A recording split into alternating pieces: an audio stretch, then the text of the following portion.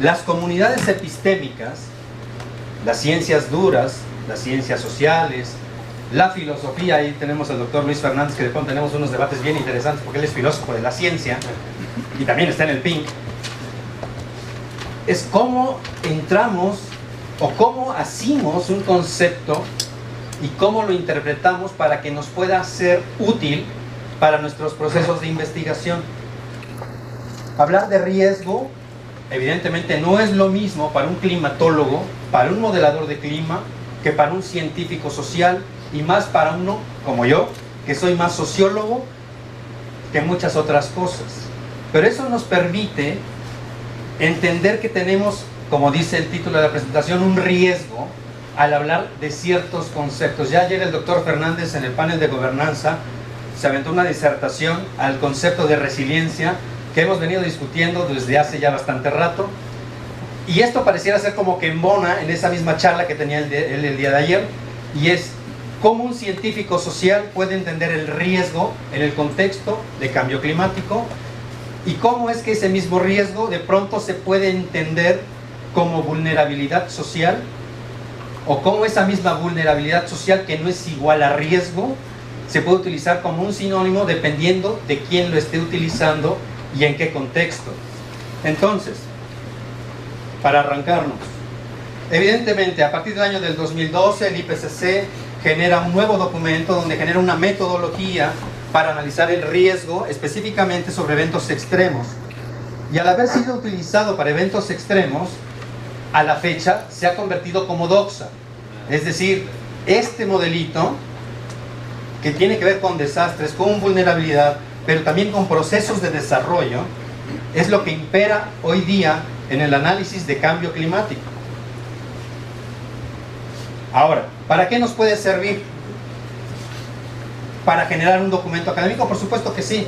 Le ha servido al IPCC para poder documentar todo un amplio espectro de datos del grupo de trabajo 2 que están en el 5º reporte de evaluación. Pero, más allá de ello, es una forma diferente o nueva, y digo nueva porque del 2012 para acá no han pasado muchos meses, pero es lo que hoy día se utiliza en casi todos lados. Cuando alguien hoy día está comenzando a hablar de riesgo, resiliencia, adaptación, procesos de gestión pública y manejo de riesgo de desastre, comienzan a aplicar este modelo. El problema no es que lo usen, el problema es que muchas veces no se entiende. Y no se entiende porque cambio climático es un, ¿cómo decirlo para que no suene tan grosero? Es un escenario de cómo vemos los científicos el futuro del mundo. Y al ser un escenario, es algo que es posible, altamente probable, pero todavía, de pronto esa es la lógica en la que trabajamos en el PINC, pudiera ser igual y no revertible, pero sí manejable. Entonces, ¿qué tan riesgoso es este discurso donde uno dice, bueno, podemos hacer ciertas cosas para que la cosa no empeore o que el escenario no se cumpla? Cambio climático en ese sentido, hay que tenerlo muy claro, es una alteración de la media estadística del tiempo con medias ponderadas de al menos 30 años de datos.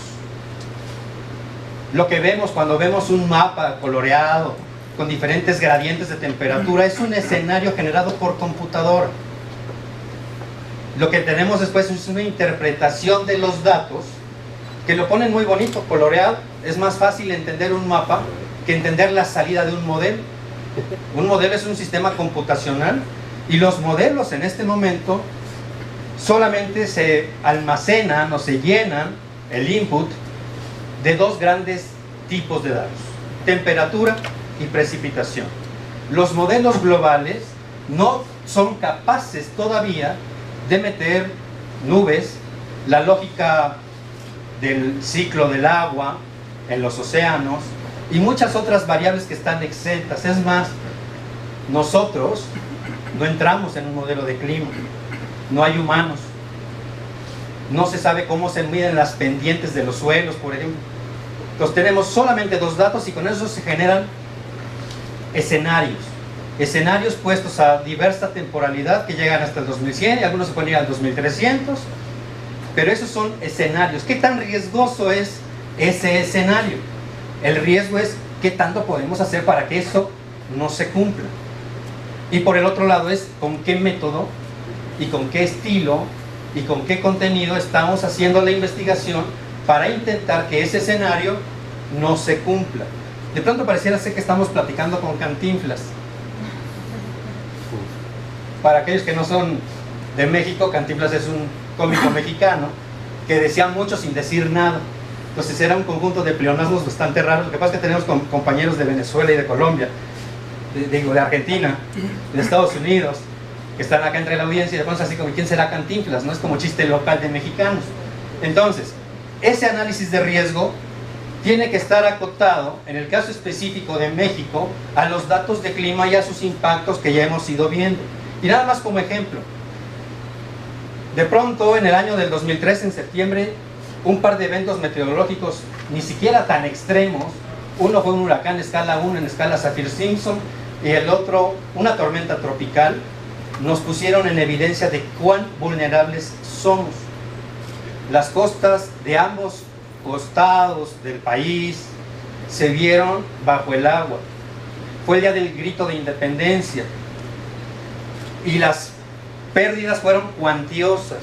Y lo primero que se dijo fue: los sistemas de alerta temprana no funcionaron.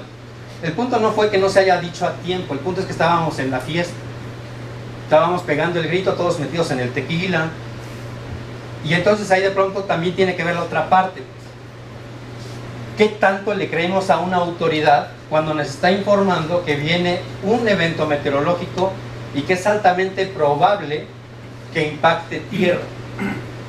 Pero si a esto le ponemos el caso específico, que estamos en la fiesta y nadie pela lo que dice la Conagua, uno habría que preguntar, bueno, ¿quién la regó? ¿El gobierno federal al no avisar? ¿O el resto que no peló lo que dijo la Conagua? Porque ahí sí uno puede rastrear la información y resulta ser que sí. La información fluyó a tiempo, se informó de manera adecuada, pero los mecanismos de respuesta institucional no sirvieron. Y al no servir pusieron en evidencia cosas como estas. Ahora, meses después, noviembre, un huracán escala 5 en Tailandia, llamado Yolanda, le puso en la torre al sudeste asiático. Cuando uno ve esto y tiene en mente cuando viene Yolanda en Asia, lo primero que tiene que preguntarse es qué hubiera sucedido si en lugar de un huracán 1 hubiera sido 1.5 más la tormenta tropical. Si ya de por sí nos puso en evidencia, resulta ser que nos hubiera ido peor todavía. Ahora, ante este escenario, ¿por dónde le entramos? ¿Mitigamos o nos adaptamos? Y ese pareciera ser como el discurso de qué fue primero, si el huevo o la gallina. Acá vale decir, México históricamente, eso será parte del reporte mexicano al que hacía alusión el doctor Daniel Rodríguez, de hecho es parte de la introducción, históricamente se ha autoasumido como muy vulnerable a los impactos de cambio climático por su ubicación geográfica, por su grado y tipo de desarrollo, por su biodiversidad y por sus riquezas naturales. En ese sentido, ¿qué tan en riesgo está México? ¿Qué tan vulnerable es? Y puede ser tan vulnerable y estar tan en riesgo, no como el diagnóstico científico lo diga. Ahí va por un lado la ciencia y caminando en paralelo tiene que ir la política pública. Es decir, tenemos o debemos o tendríamos que tener como país mecanismos de respuesta que nos permitan reducir el riesgo social que implica estar ubicados en una región intertropical, por un lado, que está colocado en dos regiones ciclogenéticas